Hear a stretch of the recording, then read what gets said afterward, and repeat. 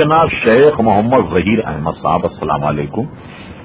اہل سنت .net پر یاد فرمانے کا شکریہ۔ آپ کا سوال موصول ہوا، جواب حاضر۔ آپ نے پوچھا کہ کس حدیث سے حکم ہے کہ صلاۃ و سلام پڑھنا جائز ہے؟ آپ نے تو مطلق صلاۃ و سلام پڑھنے کو جائز پوچھا ہے، تو جہاں تک مطلق صلاۃ و سلام کا معاملہ ہے تو دیکھیے قرآن مجید فرقان حمید میں تو سری آیت موجود ہے، ان اللہ و ملائکتہ یصلون علی النبی یا ایھا الذین آمنوا صلوا علیہ وسلموا تسلیما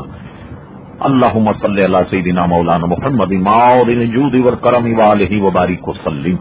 صلاۃ و سلام علیک سیدی یا رسول اللہ۔ دیکھیے اس میں فرمایا گیا اللہ تبارک و تعالی اور اس کے فرشتے نبی پاک صلی اللہ علیہ وسلم پر درود بھیجتے ہیں،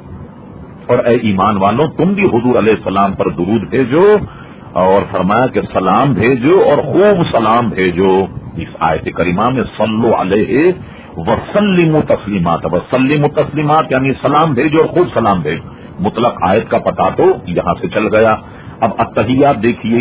بخاری میں مشکات میں باب التشہد ملاحظہ فرمائیے، حضور علیہ السلام نے صحابہ کرام کو جو التحیات تعلیم فرمائی وہ کیا ہے؟ دیکھیے التحیات للہ والصلوات والطیبات السلام علیک ایھا النبی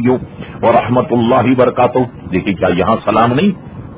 اور اس کے بعد فرما دیا گیا السلام علینا وعلی عباد اللہ الصالحین، اور جو اللہ تعالیٰ کے نیک بندے ہیں ان پر بھی سلام۔ بلکہ مشکات میں تو ایک حدیث یہ ہے کہ جب وہ کہے گا کہ السلام علینا وعلی عباد اللہ الصالحین، تو حضور فرماتے ہیں زمین اور آسمان میں جتنے بھی اللہ تبارک و تعالیٰ کے نیک بندے ہیں ان کو یہ سلام پہنچتا ہے۔ مشکا شریف میں باب اس بات عذاب قبر میں بھی یہ حدیث موجود ہے کہ حضور صلی اللہ علیہ وسلم قبر کے قریب سے گزرے تو آپ نے قبر والوں کو سلام کیا، السلام علیکم یا اہل القبور۔ اچھا اسی طریقے سے ہم اور آپ جو ہیں شاید آپ نہ پڑھتے ہوں میلاد شریف وغیرہ میں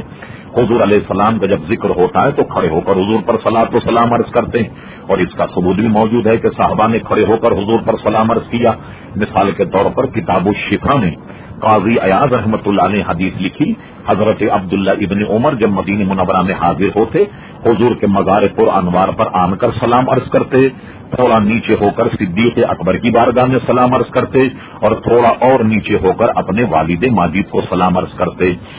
علامہ تقی الدین سبکی رحمۃ اللہ علیہ جو شوافی کے بہت بڑے امام اپنی کتاب شفاء السقام میں فرماتے ہیں کہ حضرت عمر بن عبد العزیز امیر المومنین جب خلیفہ بنے تو ان کا پائے تخت شام تھا، تو آپ شام سے قاصد کو بھیجا کر دے جو حضور صلی اللہ علیہ وسلم کی خدمت میں آپ کی جانب سے سلام عرض کرتا رہا ہے کہ وہابی اور دیوبندی اگر منع کرتے ہیں تو ان کے بہت بڑے پیر و مرشد حاجی امداد اللہ مہاجر مکی جو ہیں انہوں نے اپنی کتاب فیصلہ ہفت مسئلہ میں یہ مسئلہ لکھ دیا کہ لوگ محفل میلاد کو منع کرتے ہیں، فقیر کا مشرب یہ ہے کہ ہر سال اپنے گھر پہ منعقد کرتا ہے، یعنی محفل میلاد لوگ کھڑے ہو کر سلام پڑھنے سے منع کرتے ہیں، لیکن فقیر جو ہے وہ کھڑے ہو کر گویا قیام بھی کرتا ہے اور صلاۃ و سلام پڑھنے میں لطف بھی حاصل کرتا ہے۔ تو میں سمجھتا ہوں آپ کے لیے اتنے حوالے کافی ہوں گے۔